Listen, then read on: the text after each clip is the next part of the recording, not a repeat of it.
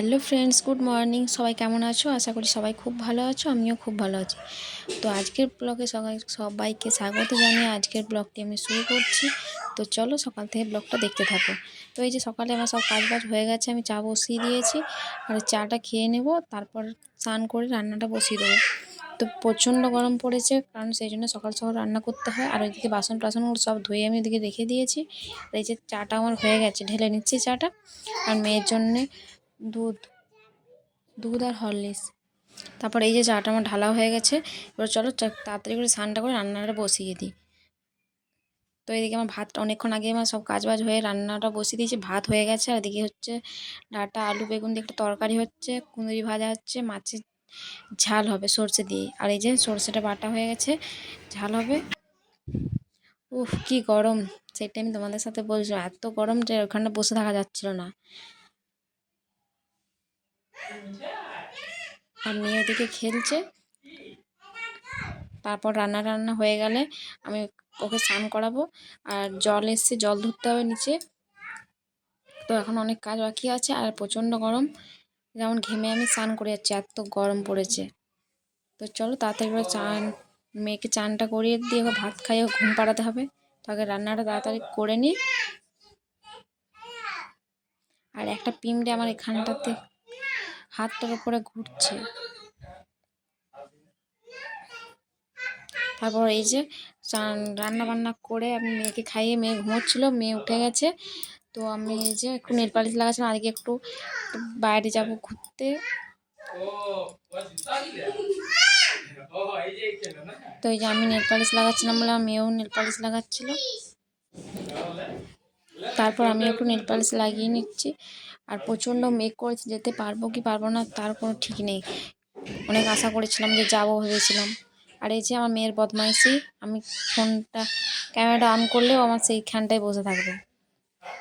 তোর পায়ে হাতে লাগানো হয়ে গেছে, আমি যখনই লাগাবো ওকে লাগাতেই হবে। তো আমি একটু লাগিয়ে নিচ্ছি। আর গরমে অবস্থা খুবই খারাপ, চুল ফুলের কি অবস্থা। আর টিপ পরলে আমার মেয়ে টিপটা তুলে নেয়। তো আমি হাতেও একটু পরে নিচ্ছি, হাতে অনেকদিন পরা হয় না।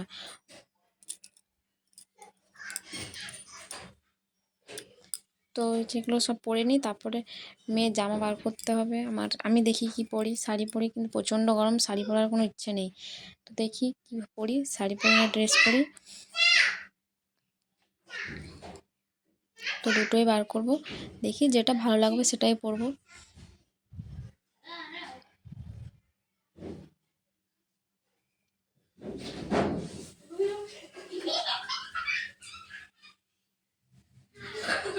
আর আমি পড়ছি আর মেয়ে বদমাইশি করছে ওইটা নেওয়ার জন্য। ওইটা নিয়ে ও গোটা হাতে পায়ে চারদিকে লাগিয়ে ভূত করে নেবে।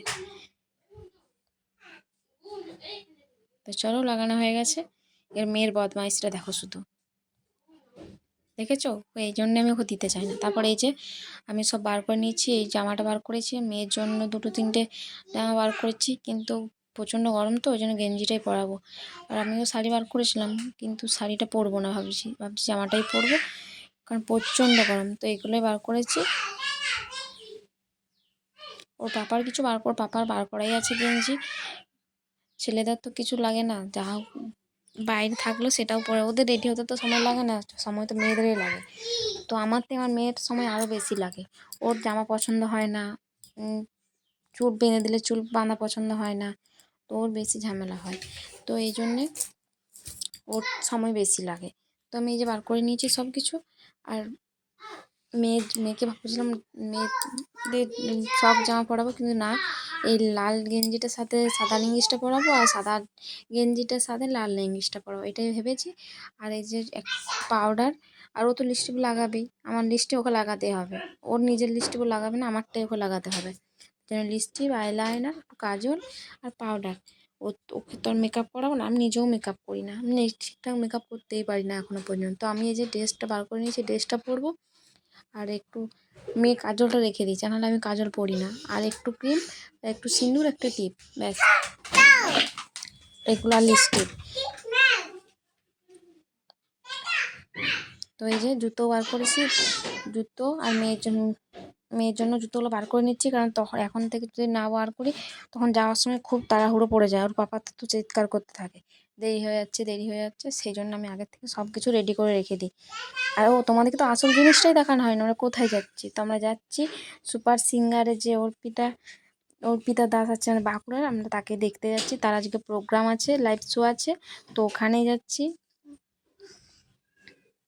তো 6টার থেকে আরম্ভ, কিন্তু এই যে 6টা বেজে গেছে আর মানে এত মেঘ ধরেছে আর এত বৃষ্টি হচ্ছে, কী করে যাব বুঝতেই পারছি না। মনটাও খারাপ হয়ে গেলো, ভাবলাম যেতেই পারবো না হয়তো, এত বৃষ্টি হচ্ছিল। যাই হোক, তাও রেডি হয়েছিলাম। এই যে রেডি হয়েছে, কিন্তু রেডিটা হওয়ার পরে কারেন্ট চলে গেলো, আর কিছু শ্যুট করতে পারিনি। তারপর বৃষ্টিটা একটু কমতে আমরা এই যে চলে এসেছি। যখন আসি টিপটাপ বৃষ্টি পড়ছিল, তখনই এসেছি। তো এই যে এসে দেখছি আরম্ভ হয়ে গেছে অনেকক্ষণ আগে, যেহেতু আমাদের আসতে দেরি হয়ে গেছিলো। তো 6টার থেকে আরম্ভ ছিল, আমরা প্রায় এসেছি 7টার সময়, তো 1 ঘন্টা পরে এসেছি।